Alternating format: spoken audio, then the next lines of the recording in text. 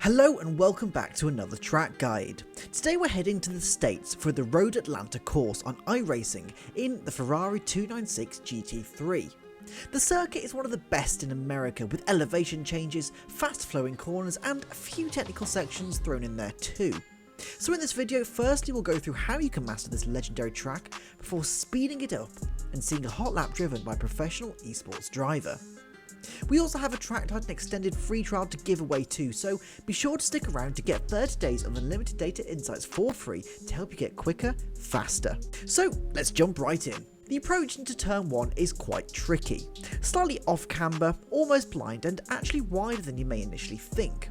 Drivers often slow down too much for this and scrub off too much speed. As the following section is uphill and you'll have time to position the car, you'll want to prioritise your corner entry and apex speed. Drive right out wide and aim for this additional piece of tarmac at the end of the pit lane.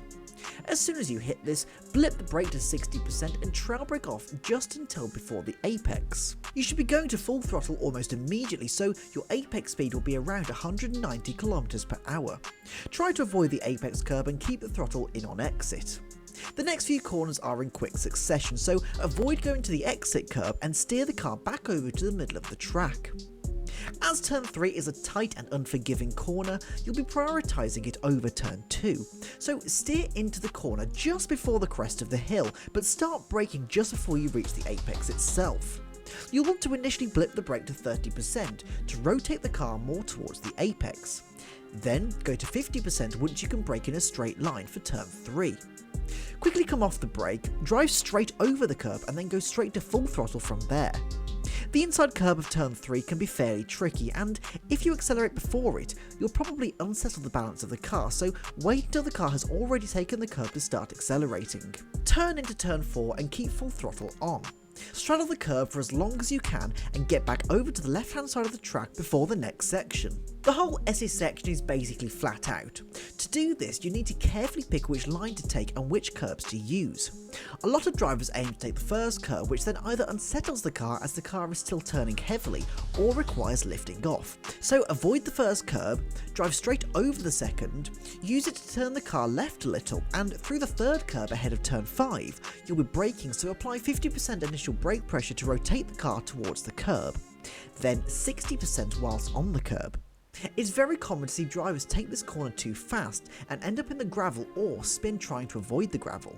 So change down to third gear, use a tiny bit of curb and then get to 100% throttle around the apex.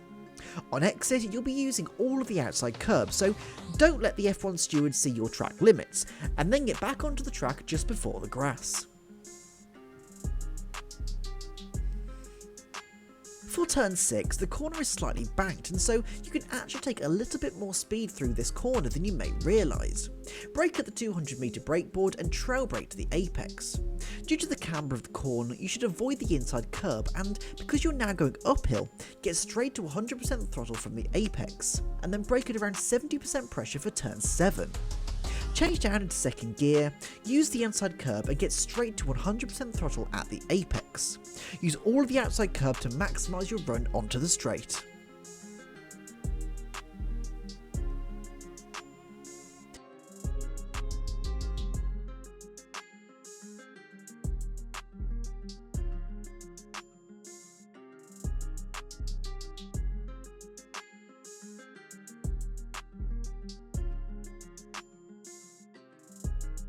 The turn 10 chicane obviously has a double apex, and due to not only the preceding straight but the downhill approach as well, it's not uncommon to end up in the gravel trap. You should start by braking around the 125 metre mark, so a little bit before you reach the 100 metre board, and heavily trail brake to the apex. This should keep your car settled on the approach. Use all of the outside curb, change down to second gear and progressively turn in more towards the corner until you reach the apex. Get to 100% throttle at the apex and drive to the middle of the track. It's very common to see drivers take the second apex wrong, so lift off a touch, more than once if you have to, which will help the car rotate into the corner, as well as preventing the car being unable to stay out of the gravel trap. Run right over the exit curb and over the blind crest. Turn the car to aim for the middle of the bridge, roughly below these 3 squares. This will aim the car to the apex of turn 11 and straight to the outside curb of turn 12, without having to lift or make additional steering corrections. Turn 12 is completely flat, but a lot of drivers run right to the outside curb and then aren't able to turn into the apex. Due to the nature of this corner, you only need to be a car's width away from the edge of the track before turning in. So once you reach there, turn in, avoid the inside curb, and then you can drive straight to the line to complete the lap. As we can see, it's a tricky track to master, and unfortunately, we're not all as quick as a pro driver, but thankfully, help is at hand.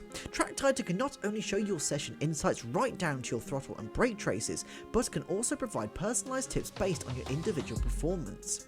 Additionally, as you start to get more accustomed to the platform, you can toggle on advanced mode, which allows you to view the data the way professional drivers would do in real life. By signing up to TrackTighter with the code Atlanta, you can get 30 days of unlimited data insights for free to help you get quicker, faster. Speaking of faster, now let's see what happens when we put all of those tips together into one lap, which is a 1 minute 17.249.